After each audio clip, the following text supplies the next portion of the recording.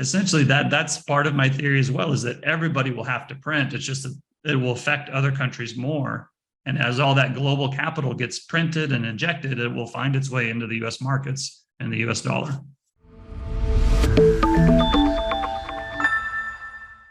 Welcome to Wealthion. I'm Wealthion founder Adam Taggart. Thanks for joining us for part 2 of our interview with US dollar expert Brent Johnson. If you haven't yet watched part 1 of our discussion with Brent, in which he explains why he regards the recent headlines about de-dollarization risk are vastly overblown, head over to our channel at youtube.com/Wealthion and watch it there first. It sets the context for the investment themes we discuss in this video. Brent also kindly shares how he's allocating his portfolio for the rocky road he sees ahead in the second half of this year, so get ready to take good notes. Okay, let's get started watching part 2 of our interview with Brent Johnson. I know you've asked me kind of how I'm allocating capital. I haven't changed a whole lot since the last time we talked. My clients own equities. We've owned equities for years. We've owned the same equities for literally years and years and years. At times we hedge them and at times we don't. Right now we have them hedged. That's actually been a frustrating experience so far this year because, markets are up. I mean, the Dow's up 10 or 12%, NASDAQ's up 20%.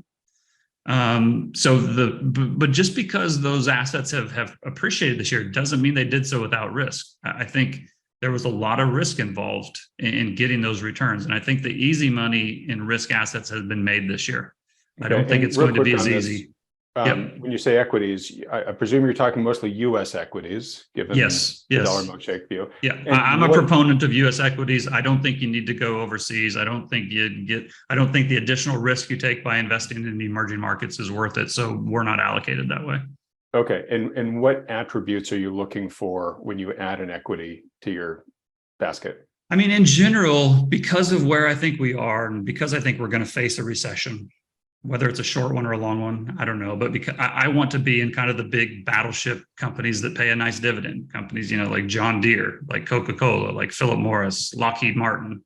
The nice thing now is you can build, if you just went very simple, if you put 10 or 20% gold in your portfolio and 40 or 50% equities in your portfolio of the big blue chip type names that I just talked about that yield anywhere from 3 to 5%.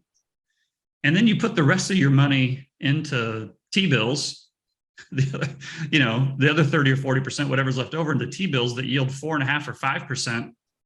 That's not too bad of a portfolio right now, to be honest. That portfolio has done really well this year. Yeah. It's not very sexy, but it works. I mean, you get paid between 3 and 5% on 75, 80% of your money. The other 20% is in something that can't get inflated away and can't be destroyed by deflation. And, you've got a call option on, inflation over time. And if we go into a huge recession, your blue chips will go down, but not as much as the NASDAQ and not as much as the small caps. And you've got tons of, and they'll still pay you. And you've got tons of T-bills that you can use as cash to then go buy beat up companies. So I think that's actually a pretty decent portfolio. All right. And I'm trying to remember last time you were on, you said these are assets I'll go to war with. And I totally remember the U.S. equities, the gold, and the treasuries. What was the fourth? I think it's probably real estate. I mean, I think everybody should own real estate. I don't think everybody should have all their money in real estate because it's not portable. It's easily taxed. But,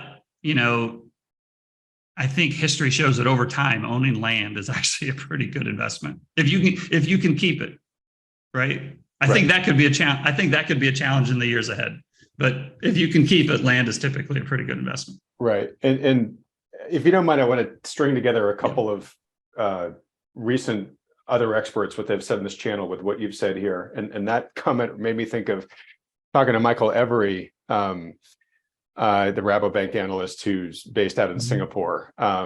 Great for an ex-US view of the world. And like you, he is pessimistic about the pace at which the dollarization will happen. Yeah. And he said, kind of for that to really work the way in which we're kind of being sold, the process is the narrative is saying the process is going to work. He's like, ultimately, the world then has to be comfortable aspiring to retire in China and store its money in Moscow, right? And to your part about like keeping it, right? Yeah. When past regimes have gone bad, the land gets confiscated, right? It's sort of like, hey, yeah, it's all fine to kind of dream of what could happen. We de-dollarize, but you're talking about regimes here that do not have a good history of human rights or property protection.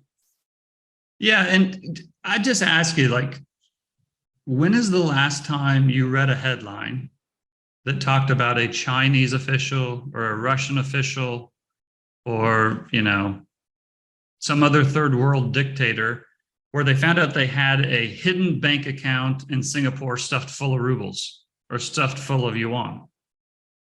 They don't, because the people in those, the leaders, the dictators, the billionaires in those other countries, they do everything they can to get some wealth outside those countries, right? It doesn't mean they take all their wealth out there, but you don't, not too many people have a huge bank account in Switzerland stuffed full of rubles. I was just in Switzerland last week and I was talking to a banker at a very well-known private bank, and he manages accounts for Middle Eastern royalty. I mean, he works with the most wealthy people in the world. And when I asked him about, do any of them hold rubles or yuan, he literally started laughing. Now, I'm not saying that to bolster my case. That's a fact. No, they don't. They don't hold those other currencies. Right. But there's Chinese that hold dollars. Well, exactly. So I live out in the San Francisco Bay Area, and I believe it's cooled a bit. But I mean, I remember a few years back, there were realtors that were flying Chinese over and taking them in buses around, Palo Alto and those types of towns. And literally people were like pointing, like, I'll take that house, I'll take that house. And they're there because they're getting their capital out of China and trying to store it here. In fact, a lot of those houses apparently people haven't even lived in. They've just literally been used as a store of value. And the thought is, hey, even if I'm buying into a real estate bubble, even if it corrects by 50%, at least I got 50% of my money out, right? There are no corresponding plane loads of American investors going into Shanghai or Beijing and touring neighborhoods and buying them up like that. That's not. We don't have that equivalency here. Yep. All of this said, Adam, I want people to also realize also that I'm not saying that the dollar is going to turn, so the dollar had, after 2020, the dollar pulled back about 10 or 12%. And when it was trading around 89 or 90, a lot of people thought it was going to 70 or whatever it was, 80 or 70, and then instead it rose to 115. And now over the last 6 months, it's pulled back to 102. It could go back to 92 for all I know. It could go back to 85. But the point I want to get across to people is the dollar falling allows the system to continue running. It's not the dollar falling that causes problems. It's the dollar rising that causes problems. That's why they do QE. That's why they do bailouts. That's why they do stimulus, is when the dollar gets too strong and there's not enough dollars, they have to come back in and provide more of them. But just in the same way that after 2020 and COVID, when it went to 80, or I'm sorry, when it went to 90, that didn't keep my theory. I guess my point is that didn't, after everything they did after COVID, think about everything they did after COVID, and yet the dollar still went to a 30-year high. I can't say that maybe we have another cycle. Maybe they come out and they do more QE. Maybe they do some more bailouts. Maybe the dollar goes back to 90. But I'm willing to bet that when that happens, and if that happens, that the rest of the world, even though they've talked about de-dollarizing, I bet they continue to issue debt in US dollars. I could bet they continue to trade in US dollars. And I bet the problem just gets bigger and bigger. And we'll be right back where we started 2 or 3 years from now. And so while I think people don't quite understand this, and I should say this, is like when the Fed loses control, that's not the dollar going lower. It's when the dollar goes to 120, 125, 130. That's when the Fed has lost control. That's when everybody is scrambling to get the underlying collateral for all the debt in the world. Right. And so, the fact that it went to 115, I think that wasn't an accident. I think they were happy to put the rest of the world under pressure last year. And now, once they extracted a few concessions, kind of, went to the meeting in Basel and said, see what we can do. Now you're going to get in, line or not, right? Now they've let the dollar come back. And, I don't know where it'll go from here. I just know it's not going to end with the dollar going lower. Yeah.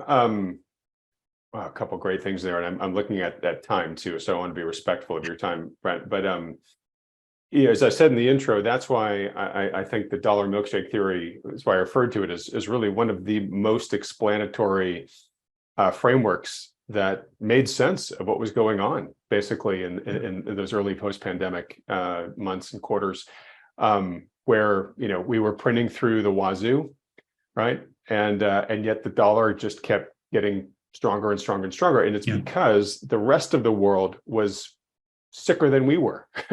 And everybody was trying to flee to the safety of our capital markets, right? So, and the whole Eurodollar, dynamic was happening. So I feel like you get to take a little bit of a victory lap here in the sense that it's not just a theory. You've actually seen some recent validation of this, right? Yeah. And, as far as validation, whether it ends up being right again, I don't really know. I think it's definitely what the theory has helped me do. It's helped me have a framework, and that framework has helped me over the last 4 years make sense of the world. And the world actually, when I look at it through that lens, the world makes a lot of sense, and I can understand why markets have done what they've done, and it's allowed me to keep my clients invested without, whipping everything into the market and then selling everything and getting out. And, we've been able to sleep at night. We're not freaked out all the time. We're not trading headline to headline. Now, again, if we get into a sovereign debt crisis and the dollar is rejected and the euro and the yen and the yuan rise versus the dollar, and, and the dollar, it doesn't rise in a crisis, then, I'll hold up my hand and say I got it wrong. But, until that happens, I still think it's very valid. I think it's a good way to understand the capital flows in the world. And, the dollar going up or down over a period of days or months, it doesn't really matter to me until we get into this, crisis. And, if I end up being wrong, I'll have to pivot. But as of right now, I think, I'm happy to keep my framework and use it the same way I've used it for the last 4 years. All right. Okay. And I know, again, we're short on time, but I got to go here because you mentioned the word pivot. You reminded me we didn't actually talk about your thoughts on central bank policy from here. Obviously, markets have been planning for the Fed to pivot starting this summer. Powell has, if you listen to his words, has been resolute. Nope, not even part of my plan. I do plan to pause at some point and then hang it there through the rest of the year. You did mention that you expect to see weakness in the economy in the second half of this year. Weak enough to force a Fed pivot? Like, does something truly systemic break and force that? Or do you think Powell's going to hang tough no matter whether we have a recession or not? I think, well, first thing I'll say is if you understand the role of central bankers, if things get bad enough, of course they will pivot. That is the whole reason they exist to begin with. They are there to step into the breach and be the lender of last resort, and the only game in town when everybody else is selling, right? So they will absolutely pivot if they have to. But I do think that he will not pivot quite as quickly as maybe some of the other people I listen to think that he will pivot. I think he's okay with a recession. I think he's okay with some jobs being lost. I think he's okay with the asset prices being. He's trying to pre-sell it, right? As best as exactly. And so I don't think he will pivot quite as quickly as everyone else thinks he will pivot. And the other thing I would say is, even if he pivots, if the rest of the world pivots as well, does it really matter? As far as the dollar goes, again, the U.S. is not the only one in this situation. The rest of the world is in this situation as well. And it's just as likely that the ECB has to pivot, or the, Bank of Japan has to pivot, or, China has to ease money even more than they've already done. And so, right. And sorry to interrupt. I do think things will get bad enough that they will have to do something. I don't think it'll be a full scale pivot as quickly as others think it will, but that will eventually come. Essentially, that's part of my theory as well, is that everybody will have to print. It's just that it will affect other countries more. And as all that global capital gets printed and injected, it will find its way into the U.S. markets and the U.S. dollar. Okay. And we're already beginning to see several world central banks switch to pausing. So I Yeah, think right. Australia, New Zealand, Canada. Canada, India just did. And presumably we're going to do that, relatively soon, but we're already seeing other people, get to that step before Yeah. us, like you're saying. So if we have a recession, and if we are one of the last to resist pivoting, do you expect the dollar to strengthen in that environment? I think the reason that they would pivot was that the dollar would be rising and perhaps rising fastly, and that would cause the pivot.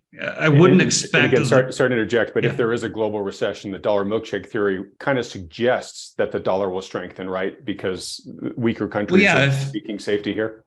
Yeah, and if you think about it, if the dollar is falling, then why would there be a credit crunch, right? Like if nobody wants the dollar and there's plenty of it, there's no need for a credit crunch. If the dollar's falling, prices should be rising. It's when the dollar starts to rise and prices start to come down that forces a pivot. Okay. All right. Okay. So just to sort of recap, you see one, de-dollarization, probably, I'm going to use the word vastly overblown in your eyes. Feel free to pick a different adjective if you want. You're nodding as I'm saying that. Yeah. All right. You see good likelihood that we see an economic slowdown into the second half of this year, probably recession. You see Powell resisting the urge to pivot for as long as he can. So don't expect relief to come at least immediately. Dollar probably strengthens in there. Markets, I assume, probably go down. You've given us the allocation that you're hanging out in here. Do you expect the market? Let me ask you this: given your outlook, do you expect the markets to sink to a lower bottom than we saw in 2022, or too early to call? I don't know if that will happen this year, but I do think that we will revisit the lows. I'm not sure if we'll go lower than that, but I think that we will revisit the lows, whether it's in the second half of this year. I don't know if it'll get bad enough in the second half. That could happen in the next 10 days, right? Right. But I don't know that I expect it that soon. But I will say, as of right now, and I always reserve the right to change my mind, I do think that we will revisit the lows from last year. Okay. And let me ask this in parting, because I just recorded an interview like an hour before this one with Alf Peccatiello, who he's basically saying, for a whole variety of reasons, he expects that when the Fed pivots, it's going to pivot about as hard as it pivoted before when it shifted from easing to tightening, where we had one of the most aggressive rate hikes on record. So he's basically calling for, when the Fed pivots, it's not pivoting a little, it's taking rates back down to zero. Do you have a sense that it's whatever's going to force the pivot could engender that extreme a response? Well, it could. I don't know, but I would say, because I think he will resist the pivot, things could get bad enough to where when he eventually does pivot, he will have to pivot in a big way. Okay, which would kind of be consistent with the Fed's recent and longer term history of it's always a follower, right? Yeah, no, exactly. Yeah. Well, and if you think about it, this is part of my argument, is that if Powell is patient and he waits for there to be a lot of pain, then he can pivot without a lot of risks to himself. If he pivots right now and gets it wrong and inflation takes off again, he has risked his own legacy. But if he waits for there to be a lot of pain in the market, then he can ride to the rescue and be the hero. Right. He can have the world beg him to pivot. Yeah. Exactly. All right. Well, Brent, look, as I said, it's always wonderful talking with you. Great discussion today. For folks that have really enjoyed the discussion and would like to follow you in your work, where should they go?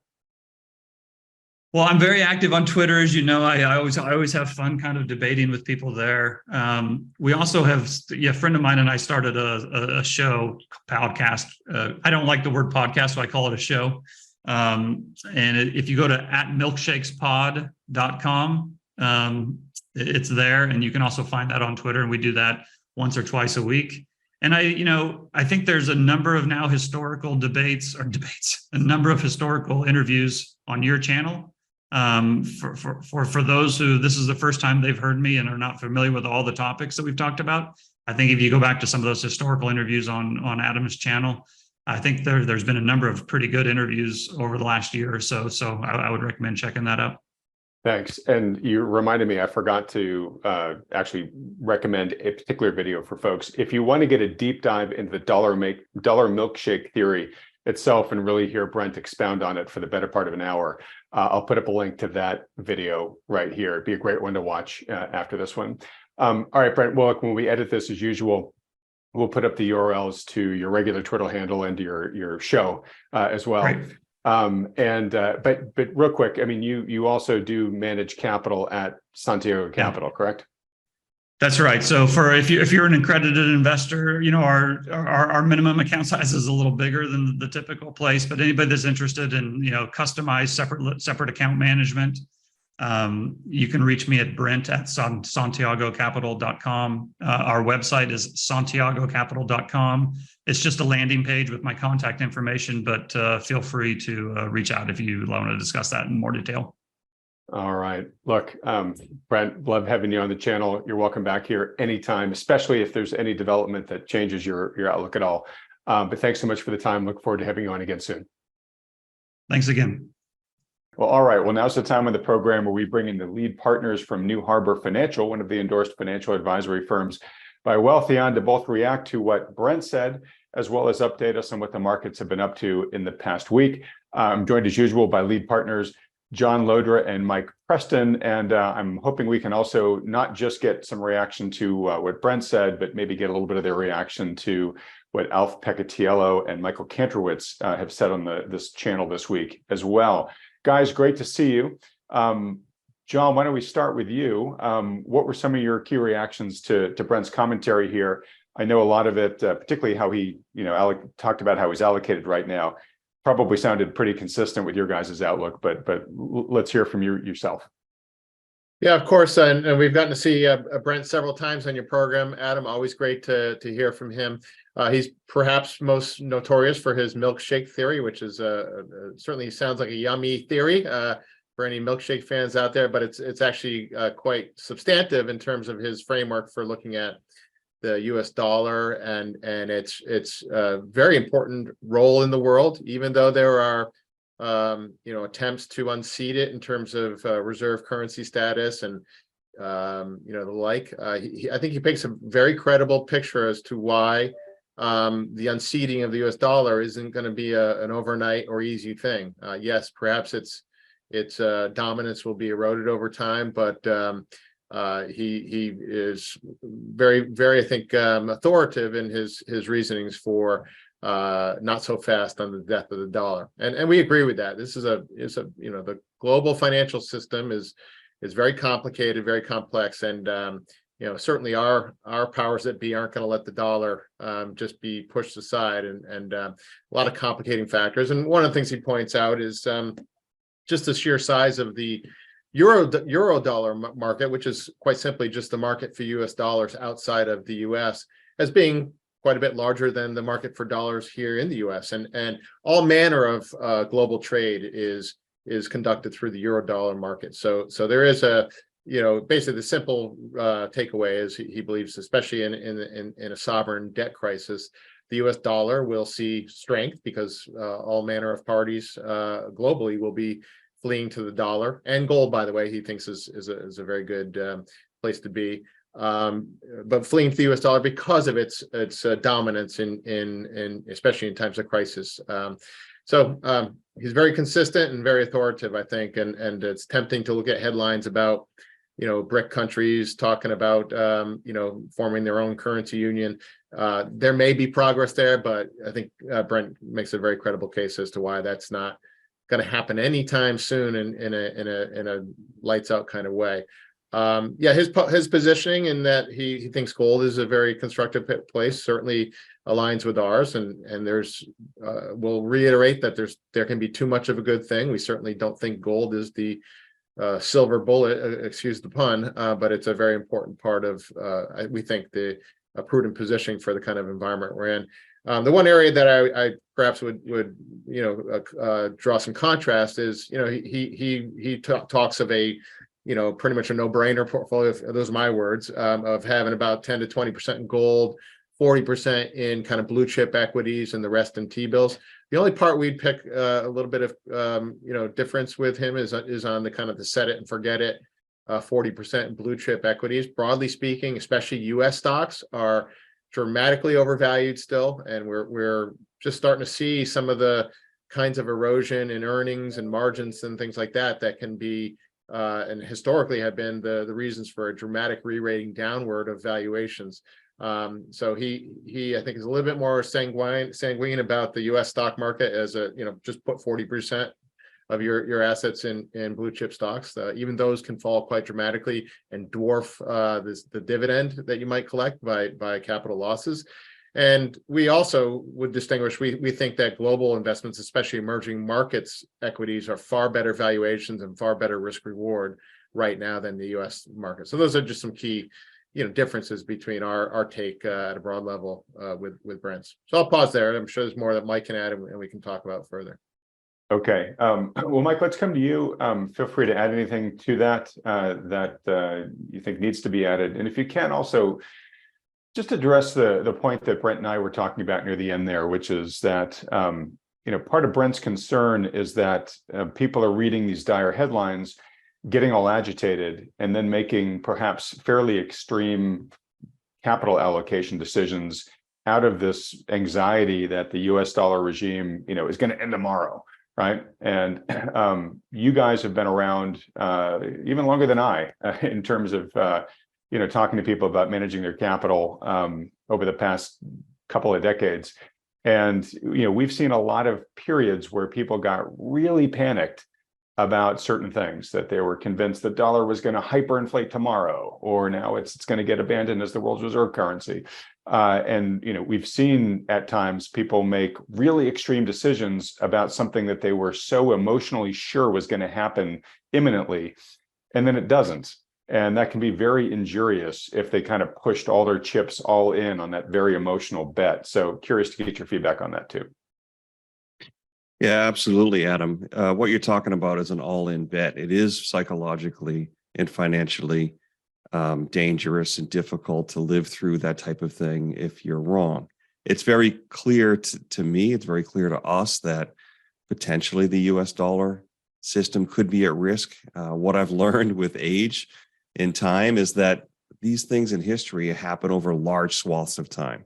In one human lifetime, one career is relatively short in comparison to that.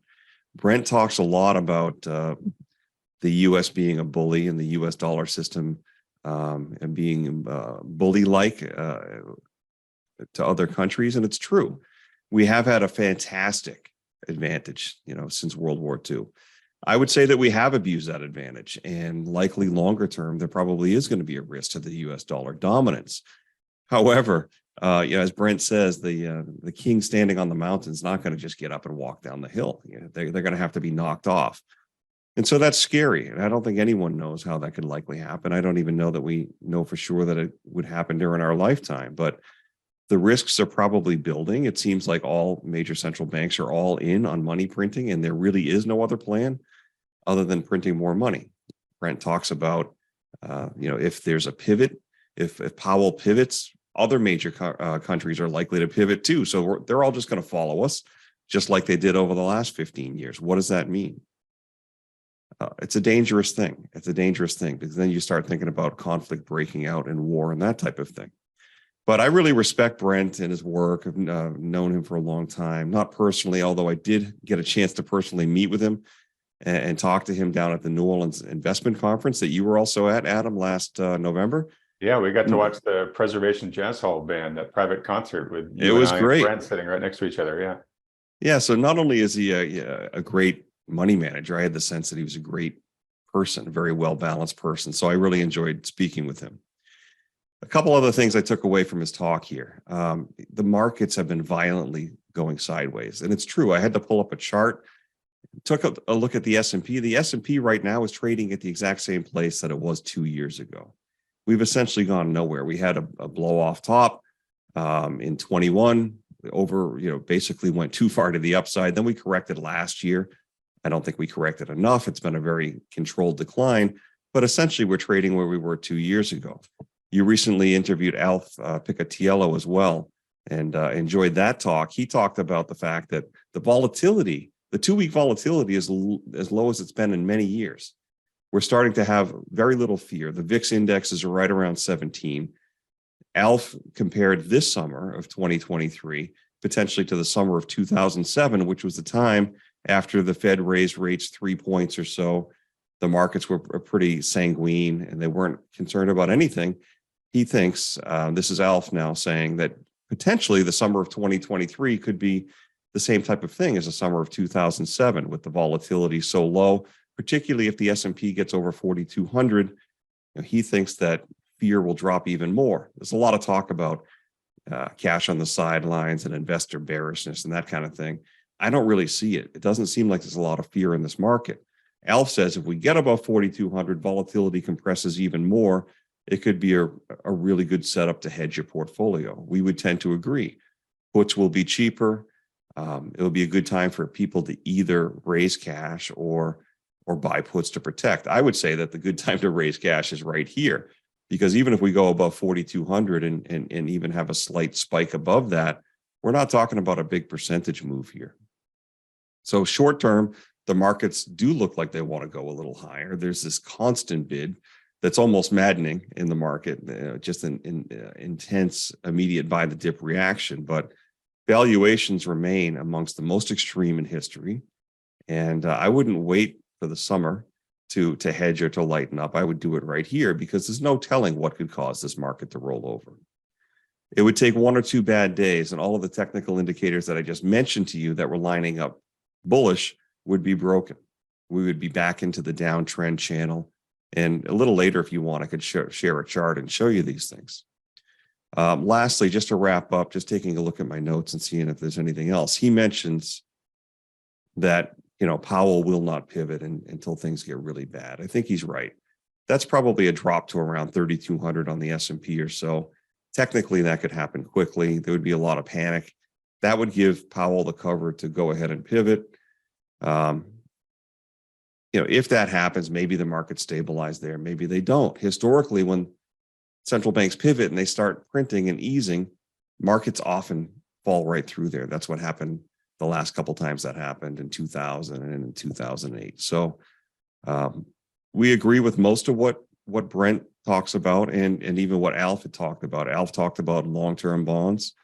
Long-term bonds are the best hedge for your portfolio because they are levered to drops in interest rates, which would certainly happen if we had this type of economic accident and we got a Fed pivot. Long-term bonds would rally. And that seems to line up with what Brent thinks. Brent likes gold, real estate, and high-quality stocks. We would just say that we would, like John said, we prefer emerging market and overseas stocks. But we have about 40% cash right now, too, cash equivalents and treasury bills, which are yielding darn close to 5%. So you can't go that wrong just by sitting back in a good chunk of cash, waiting to see what happens as we're drifting along here at almost 4,200 on the S&P. Yeah. Okay, great. And I love that fact that you're connecting a few dots with some of the earlier interviews we had this week. So you mentioned, first you mentioned Alf saying that he sees a lot of similarities with the summer of 2007, and he did a really good job of kind of making the commonalities between then and now. Just to clarify a little bit, Alf said that he doesn't, you had said he sees this summer as going to be similar to the summer 2007. He actually sees right now as similar to the summer 2007. And in 2007, things were able to hang together until the end of the year. The wheels didn't really come off until we were into the early part of 2008. Alf doesn't think it's going to take that long this time around. He thinks the wheels are probably likely going to come off sooner. You mentioned 3,200 as to what you see the market could go down to when it has its next drop. That's the same price target that Michael Kantrowitz has right now for the S&P for the end of this year. Folks, if you haven't watched the Michael Kantrowitz interview yet this week, you really need to. It's one of the most important ones, I think, that I've recorded yet this year.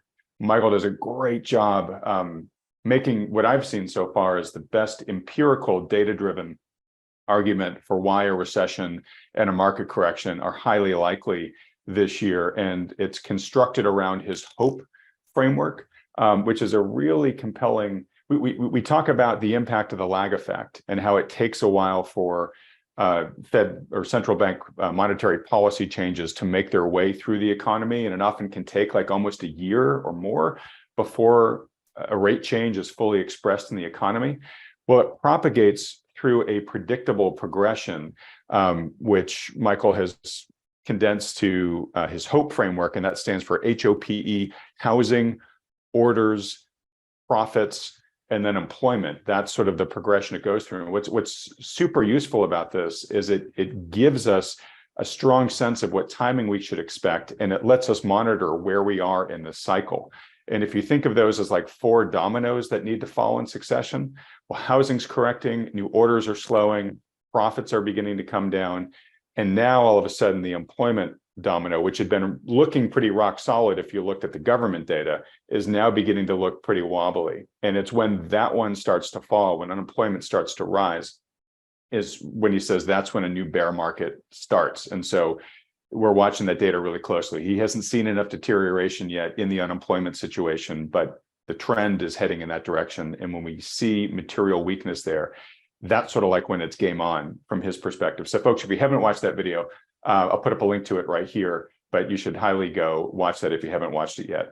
All right, so Michael, that's what Michael thinks is going to happen later this year. Now, he also thinks that what will happen is that the Fed will then respond at some point, that something big enough will break, it'll get bad enough that the Fed will have to shift policy from tightening to easing. And consistent with the way that the Fed has acted before, it tends to be a follower, right? And it tends to overreact, right? So it stimulated way too much in response to the pandemic. It then kept stimulating, even though we saw inflation starting to take off, and it kept telling us, oh, inflation is going to be transitory. Realized that wasn't the case. So switched to one of the most aggressive tightening cycles that we've seen in history. At this point, it may be in danger of over-tightening, creating an even worse recession than is necessary. And Michael thinks that the swing back to easing will probably be likely as violent. And this is where we get back to Alf, Mike, where Alf is predicting that we go back to ZERP, right? That we're not just going to see a little easing, we're going to see a lot of easing. And why that's so material to Alf's positioning here is one, to force the Fed to do that, markets are going to get caught in a pretty bad downdraft. And that's why he says, hey, right now, puts are getting really, really cheap because volatility is so low, as you pointed out, right? So he's saying like, this is a really good opportunity to start getting, longer term exposure to a market downside trend, if you've got the money and the know-how to work in the puts space, which for most folks, I would say, if you've never bought a put before, don't buy it on your own, buy it under the guidance of a professional financial advisor. But there's definitely opportunity there. And as Alf says, when you're a couple months away from the start of the recession, that's the best time to buy bonds, right? You lock in those high rates. And if you're right, and the market does roll over and the Fed then aggressively starts easing, bringing interest rates down, that's when the market value of the bonds can start going up. And if the Fed is aggressive enough to cut from 5 down to 0, the long end of the bond is going to go absolutely bananas in terms of appreciation in a situation like that. So, I'm taking my time to really emphasize all this for you listeners, because you don't get great market setups every day. And what we're hearing right now is an increasing number of analysts say, hey, for a certain number of asset classes, this is really when the light's beginning to flash green, that we've got pretty high confidence in this trade. So John, I'll come back to you here, but anything you want to add to that? Yeah, I'd like to piggyback on the comment about puts. Yeah, I mean, generally speaking, time to hedging right now is relatively cheap because of volatility, implied volatility being quite low. But even still, hedging costs money, right? Just like buying insurance costs money. So there are thoughtful strategies, hedging strategies that one can use to defray the cost of that hedging. So I'll bring it back to, for example, Brent Johnson's comment about holding 40% in good quality equities. Nothing inherently wrong with that. I did distinguish that we are a little less sanguine about the risk there. Michael Kantrowicz, I want to talk about his talk in a moment. He basically is of the mind that, like we are, that the risk reward proposition for equities right now is pretty poor. because of what looks like it's in the Python right now. But if you're intent on having a 40% or 60% or a pretty traditional 60-40 stock bond mix, you can have that, but there are really sensible ways you can hedge that to really greatly diminish the effective risk in your portfolio in the event of a market weakness or market event. And there are ways to combine different option strategies. For example, versus just buying puts, you can do various combination trades with calls and puts to essentially offset the cost and maybe even make it costless to provide some downside protection. And that's something we do hands-on here at New Harbor all the time. And happy to talk to folks, especially if they have specialized situations where they don't want to sell or can't sell because of capital gains. That's really where a thoughtful hedging strategy can help check a number of boxes. But Michael Kantrowitz talk, I got about 2/3 through it. Found it great. I've been following him on Twitter for a while, and like many folks that we hold in high esteem, he comes at it with an analytical construct and data construct that we think is really the basis for good judgment making, not just kind of cliches or guesses or biases, but really data. And I love it when a mnemonic works out in such a great word like hope, right? Hope and investing should never be they're not good bedfellows, but he talked about, for example, housing peaked in terms of new construction and stuff in November of 2020. ISM orders, new orders peaked, at least seemingly peaked in March of 2021. So, a handful of months after. Corporate profit and profit margins peaked in June of 2022. We're now seeing headlines about analyst profit projections starting to be trimmed. This is all kind of really consistent with the hope cycle framework that Michael talked about. And the big question is are we going to see that employment final domino really take a topple perhaps this year? And interestingly enough, we're seeing headlines that we're seeing layoffs. I think Bank of America in their earnings report just talked about big layoffs today. I think Meta and other tech companies have announced new rounds of layoffs. We also saw, this gets back to the corporate profit margins and how when those start to get challenged, the natural progression is that layoffs start to happen and unemployment ticks up. We saw data coming out where I think Q3, the actual rate of increase in wages exceeded the rate of increase in inflation for the first time in quite a while. That speaks to labor, wages starting to put pressure on corporate margins, which still are at near record levels from a long-term historical standpoint. As those margins come down, the profit margins, the PE ratios shoot way high, even higher than the already elevated levels that they are. So we think there's a whole lot of data, and it's consistent with what Michael Kantrowitz talks about in these kind of cyclical phenomena that don't always play out exactly, but they certainly follow a very familiar pattern. We're starting to see that play out in the headlines and in the data. Yeah, and if I could just interrupt for a second on that. So it's a great framework, the Hope framework. It's built off of decades and decades and decades of data that go through many recessions, and so it's an amalgamation of all the averages from all the different cycles that we've gone through before. So it's not just a guy's opinion, right? It's incredibly data rich, and if you watch the video, you'll see what I mean. The heat maps that he puts together around this are a work of art. But if you're asking yourself, okay, well, who's this guy, Michael Kantrowitz? Maybe I've never heard from him before. If you just look at many of the major elements in there, well, let's talk to the experts. Like in housing, you've got Robert Shiller, developer of the Case-Shiller Index, who's saying, look, housing is at a clear peak, it's clearly in correction, and housing prices likely have a lot farther to fall from here, right? So like the godfather of measuring the housing market is agreeing with what the Hope model is saying. If you look on the P side of things, the profits, right? You have guys like Jeremy Grantham who say that is one of the most mean reverting data sets that we have in finance, right? And as you said, John, it's beginning to look like the mean reversion is underway, right? So it's kind of like, as Michael likes to say too, he's like, look, none of what I'm saying here is a silver bullet. What I like to see is a ton of data sets or data inputs that tell the same story, because when they all start to sing from the same song sheet, then I have more confidence in what the framework is telling me.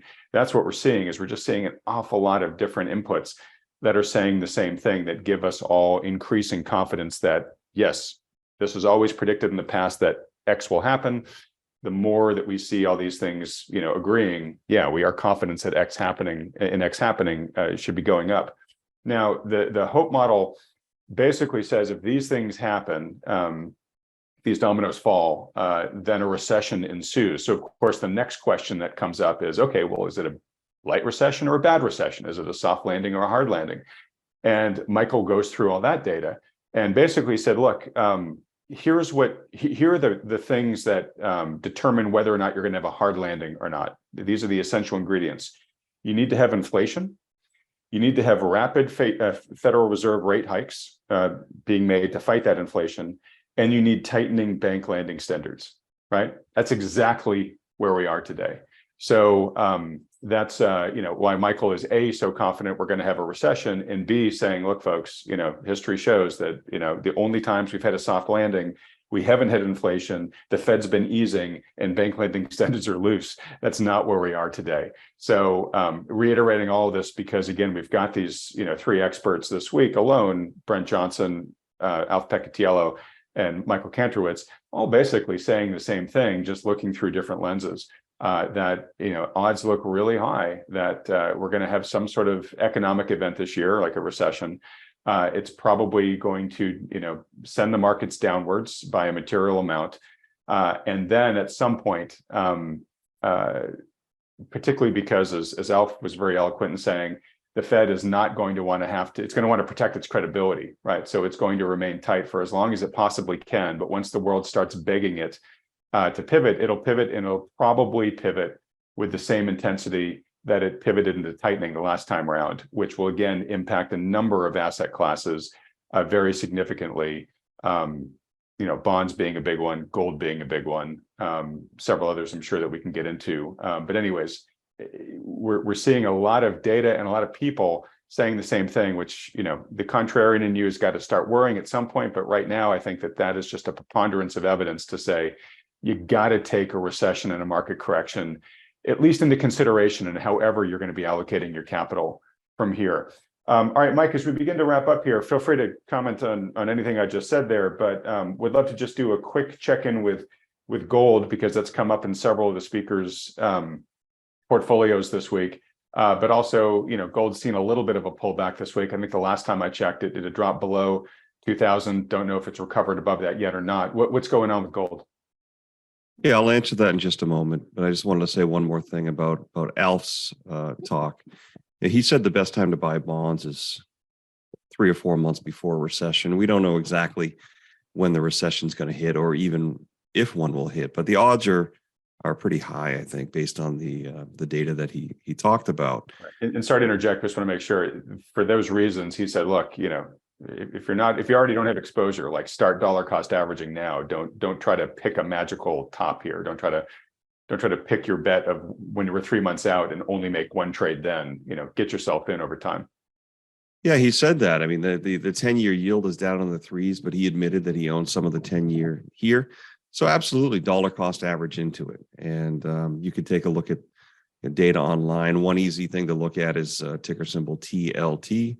Although it's not a recommendation, that's something that you can pull up on your charts pretty easily. That's the long-term U.S. Treasury bond. It's trading around 104. If we do have that large kind of panic moment later on, presumably after some kind of economic accident, and we go back to ZIRP, especially if we go back to ZIRP, you could see all bonds trading much higher, and by extension, that proxy TLT could be much higher. Could be, I don't know that it would go back to its old highs, but it could be somewhere around 140 or so if you just kind of step back and look at the charts. So it's not an easy trade to do. Not a lot of people want to buy bonds, particularly after last year's bloodbath. The bonds were down harder than stocks last year. But if you think about what's likely to happen, we've got a stubborn Fed. They're not likely to pivot anytime soon. They're going to wait for some kind of economic accident or for the recession to actually come. And then they want to go in and go big. Bonds will react to that at that point. Yeah. And also, go ahead, Adam. Just real quick, I want to make one good point that Alf made, which was like, the 10-year I mean, it got up to 4. It's now down. It went down to, I don't know, 3.3, 3.4. It's now up to 3.6. For people that are saying, oh, I want to wait till it gets back up to 4. I think what Alf is saying is well, dollar cost average. So, in case it doesn't, at least you got in. But he's also saying, like, don't sweat it too much from his perspective. Because he's like, if we're going back to ZERP, the difference between 3.6 and 4, it's not that big of a deal, right? Like, you're still going to capture the vast majority of the upsell.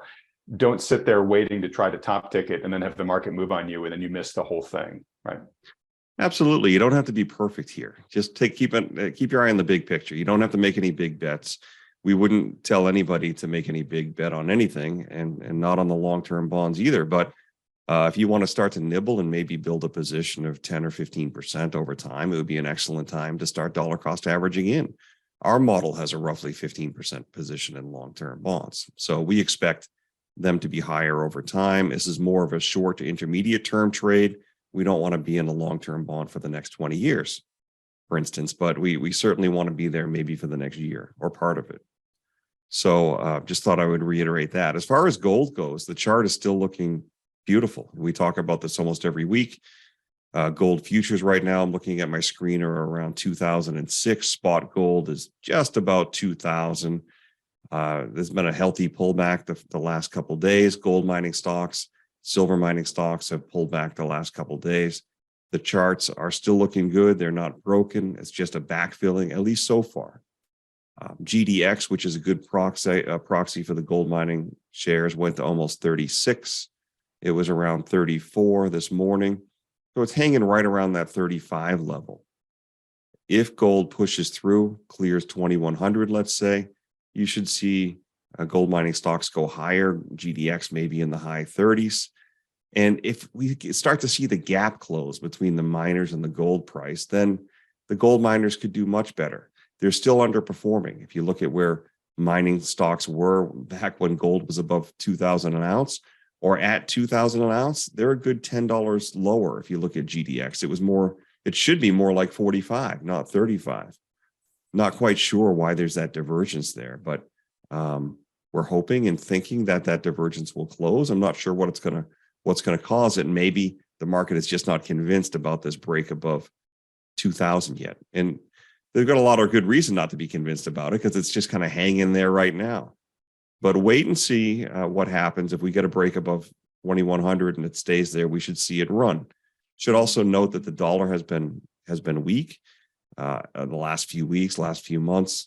Right now, over the last couple of days, the dollar bounced. So that's also causing this normal reaction back in gold. And I know that Brent Johnson thinks the dollar is going much higher, and he's probably right. But for the near term, it looks like the dollar could continue the downtrend, could even have another flush lower, which could give us that pop in gold prices. Yeah, and to be clear, Brent said that he wouldn't be surprised if the dollar went down to 90 or even in the 80s before it strengthens back there. So it's not like he's calling for 150 tomorrow on the DXY. Yeah, and gold. Well, yes, I've heard him say that number before in the height of the panic, and everyone's moving their capital to the U.S. Sure, the dollar index could go to 150, but during that time of panic, gold could go up during the same time too. In dollar terms, normally gold prices are inverse to the US dollar, but not always. So I can envision a time where they could both go up together. All right, great. All right, well, look, as we begin to wrap up here, we've had a number of great topics that have been brought up in this discussion that I think for most people, they probably don't have a lot of familiarity in investing, buying, or trading in them. I'm thinking of some of the hedges that John talked about earlier. Obviously, bonds. Not everybody is familiar with buying bonds, particularly if they're buying individual bonds themselves. And so I'm just going to reiterate what I always do in this program, which is there's a time here now where it seems like the downside risk to the economy and the markets, the probability of that is becoming clear. Got to remind everybody, nobody has a guarantee. Nobody has a crystal ball of what exactly is going to happen. But as Michael Kantrowitz, as his analysis showed probably the best this week, we can make a really compelling empirical case for arrival of recession and lower market prices this year. So you have to factor that into your outlook. in terms of how to defend against that, protect your capital, and then how to take advantage of that with some of the strategies that we just mentioned here. Highly recommend that the average person work under the guidance of a professional financial advisor who, one, takes into account all the macro issues our speakers this week have brought up, but then also sits down with you and creates a personalized investing plan for you based upon your particular needs, goals, personal situation, risk tolerance, all that type of stuff. But not only just creates the plan, but it then actually executes it for you, including you along the way as much as you want to be, but is the one who's actually looking at the developments on the ground and making changes and tweaks if necessary based upon the changing landscape here. If you've got a good one who does that for you already, great, you should stay with them. But if not, if you don't have one, or if you'd like to get a second opinion from one who does, maybe even John and Mike and their team at New Harbor Financial, just schedule a free consultation with one of the financial advisors endorsed by Wealthion by going to wealthion.com, filling out the short form there. That free consultation doesn't cost you anything. There's no commitment to work with these guys. It's just a free public service that they offer to help as many people as possible position prudently in advance of what our speakers say is not guaranteed to happen, but is probable later this year. And if you've enjoyed all the speakers we had this week, from Brent to Alf to Michael Kantrowitz, please do me a favor, support this channel by hitting the like button and clicking on the red subscribe button below, as well as that little bell icon right next to it. John, I'll let you have the last word here. Any parting bits of advice for folks? Yeah, Adam, I'd be remiss if I didn't pay homage to the traumatic event most of us just went through, known as tax day, and the deadlines that usually creep up on us. But it actually really is a relevant thing to talk about, because as much as we talk about investment related stuff here in markets, a lot of what we and our team do branches off into the realm of financial and tax aware planning and things like that. So, you just did your tax return, some things to look out there. Look at what your marginal income tax bracket was. There might be opportunities, for example, for you to do some elective conversions of traditional IRAs into Roths and still stay in a very favorable tax bracket. We think tax rates are going higher in the future. Why not try to distribute some funds today at current tax rates and get them into a tax-free Roth IRA, so that if we do have higher taxes in the future, those assets grow tax-free. Look at to what extent you had reported capital losses and most importantly, carryover losses that you can use to offset gains that you might be able to take in appreciated securities today to allow you to get more defensive, more conservative without worrying about incurring capital gains taxes. Those are just a couple of the things that we routinely talk to clients about, and we'd encourage folks at home to use this recent tax season to kind of refresh their thoughts on things that they could do thoughtfully from a tax planning standpoint. Well said, John. I'm really glad you raised that. And just a reminder for folks, we had tax expert Tom Wheelwright on the program 2 months ago or so. And, he was, again, encouraging folks, you should definitely do everything that John just said with your financial advisor, but you should also reach out to your accountant or partner with a good accountant who can really help you here early in the year determine what steps you can take in the year to reduce your tax footprint. As Tom very accurately said, when you come to your accountant at the end of the year, with a shoebox full of receipts and say, hey, this is what happened, do my taxes, there's not much that the accountant can do except do your taxes, right? Like, okay, the year's over. I can't change history, so let me just report what you did. Where he said, look, if you come to me as your accounting partner at the beginning of the year, we can talk about a whole host of things that you can do that if you take those steps, that then lets me claim a whole bunch of deductions I otherwise wouldn't be able to do. So reach out to your tax professional now. If you don't have a good one, consider talking to Tom Wheelwright and the folks at his firm. To do that, just go to wealthion.com/wealthability. All right, John, thanks so much for that reminder. John, Mike, thanks so much for giving me so much time this week. It was a really great week with the amount of talent we had this week. Next week is going to be just as strong.